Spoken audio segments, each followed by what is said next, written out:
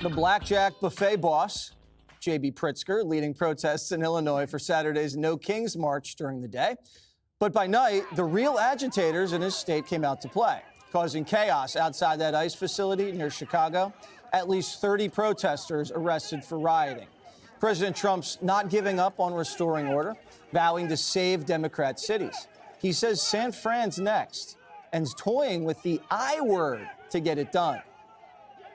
We're going to go to San Francisco. The difference is I think they want us in San Francisco. San Francisco was truly one of the great cities of the world. I can use the Insurrection Act. 50% of the presidents almost have used that. And that's unquestioned power. I choose not to. I'd rather do this.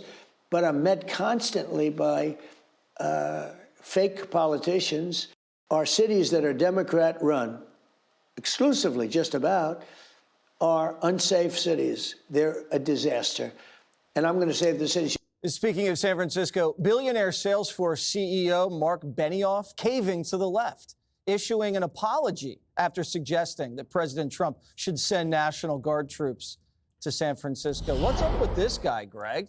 I think this was weak of him, although he didn't mean what he was saying. They were talking about he would welcome law enforcement because what's happening in San Francisco, as I said earlier in the A block, you can rewind it, great things are happening in San Francisco, mainly because they have more cops, they have better tech, and they're going after repeat offenders. I think somebody asked him about that, and he said, would you welcome National Guard? And he says, I would welcome more law enforcement or something like that. But the fact that he had to, apologize is so weak. Yep. It is funny, like how we saw night and day with the No Kings and then the stuff happening at night. The media shows the day, it doesn't show the night because the night doesn't fit their narrative. But I do believe that the night stuff is energized by a small pocket of people. Generally, the Trantifa loons are the ones that supply the arms and all this stuff. It's a bunch of losers. I think that if they just targeted these people, put them behind bars, it'd be much easier. I think the big secret, people have to look at Dan Lurie in San Francisco because he's doing a great job. But the thing that the Democrats are going to have a hard time with is why is there such a big change? It's the deportation of illegals, the Hondurans that have been supplying the drugs to the drug markets. Drug markets are still kind of there, but it's like it's a big difference. They still have to deal with the low clearance rates because of that stupid, Proposition 47. They still have to deal with that. But at least there's a Democrat mayor doing something, and it's very Trumpian. Jessica. Dana, do you think San Francisco's the next battleground? Well, no, I don't necessarily think so, partly because of the leadership that's there. If you think about Muriel Bowser, that wasn't really a battleground. Muriel Bowser, the mayor of D.C., was like, you know what? Actually, I could use the help. Thank you very much. And there was also a profile this weekend of another Democratic mayor in the Wall Street Journal over the weekend about the Houston mayor. He's a Democrat. He runs a huge city. And he basically is like, why does everybody want to fight? I just want to I love this guy. He wants the scooters off the sidewalks. Ugh. He wants the loud music to stop in the neighborhoods. And he just wants crime to go down. He's not looking to do anything except for cooperate. What? Who decided on the scooters? They've ruined every city. I know, and he wants to get rid of them, so I'm for that. And I wish that, so I don't know if San Francisco's mayor, he might be a little bit different than Muriel Bowser, but because he is taking actions in order to already make things better, he could actually say, look, here's a blue city that's working. You could follow my lead if you wanted to, like in Chicago, where they're not. Benioff, I'm frustrated that I see so many people like the woman we talked about last week, Abigail Spanberger down in Virginia. Yeah, Spanberger. These are Democratic leaders who principally know what they're thinking, and Benioff is an extremely successful businessman, and he happens to be a progressive who said what he meant in the moment. And his staff and his consultants are so concerned that he doesn't know what he's doing that they make him issue this groveling apology that makes him look weak. And he's not a weak person inherently, but I don't think that if given a second chance, I don't think he would have done that. I think he would have said, I stand by my words. I want a safe city. They have a huge conference there. He needed it to be a success. Jessica T. I agree about San Francisco, and an element of what Daniel Lurie, the mayor, is doing there is he does a ton of social media as well. He's running a very transparent administration. He's riding around on the trolleys, showing everyone what's going on. And he doesn't do a lot of external media. He does it himself, so he can speak for himself. I hope that he'll do more interviews because I think that he's a great. What are you mad at? That's a concept. What? Which one? I don't know, doing social, I mean, what? No, like, I'm talking, it's crime, immigration, it's not about social media. Well, I'm just bored by this, that's all. Why did you only get bored when I started talking? No, but I mean, it's like, why is it about social media? Well, it's about being, according to Trump and everyone who defended him, it's about being transparent about everything that you're doing and putting it all out there. And instead of behind closed doors, like, did we have a dead president for 4 years? I think you told me that we did.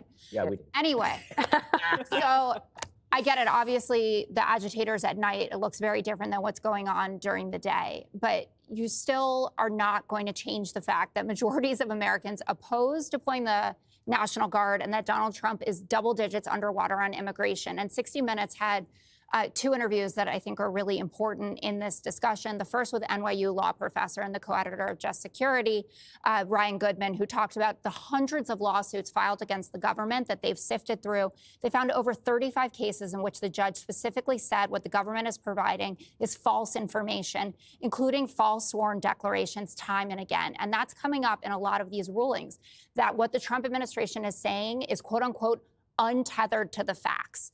And then there was the DOJ whistleblower, the guy who came out, and I know you love talking about Andre Hernandez, the gay hairdresser that you don't care about so much. But this is the guy who was told by a superior that he had to falsify information about Kilmar Abrego Garcia. He said he was told that he had to say he was an MS-13 gang member and terrorist. And he said it's not factually correct and I would not do it. And he ended up leaving the DOJ. So they are lying. They're lying in the suits that they're bringing. They're lying in front of these courts, and judges are pushing back against it. So what you're making it out to be is happening on the ground is not the reality, and these judges are saying so. Okay, well, he's almost undefeated in the Supreme Court. The hand-picked court that will do anything. Well, but the non-Trump appointed judge on the Ninth You call it Circuit hand-picked? said, You mean hand-picked? You mean they nominated them and then they were affirmed? The National Guard is allowed to go into Portland. That's the same thing hand-picked when a Democrat appoints people, Jessica. Yeah, the National Guard is allowed to go into Portland, which is what the Ninth, to protect federal buildings and federal breaking news, review of it. Jessica. So that's another win for the president on the law and order. But I've been saying for months that the Democrats should work with Trump on this issue of crime and neutralize it as a political issue. People don't want their streets to be running with criminals. They want safety. It's clear from the people at these No Kings protests that they like to live in safe neighborhoods and they don't ever venture into the same places that they claim they're standing up for. On the issue of illegal immigration and how it's related to crime, Kristi Noem, DHS secretary, announced today they've arrested 480,000 criminal aliens just since the beginning of the year. That's like a small city of criminals.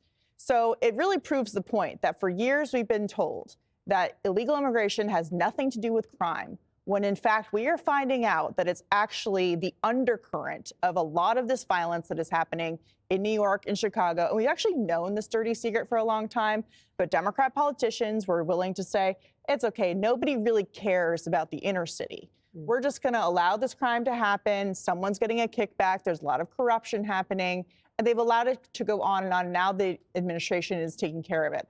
On Benioff saying, maybe the National Guard should come into San Francisco, that's great. He's standing up for his business and the people who work for him. And they have a stake in the city being safe because they want talented, qualified people to come work for them.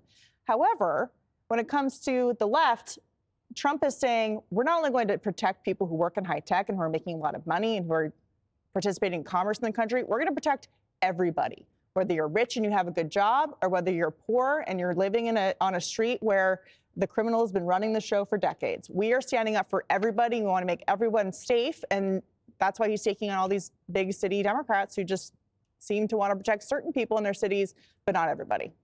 Well said, Katie. Click here to subscribe to the Fox News YouTube page to catch our hottest interviews and most compelling analysis.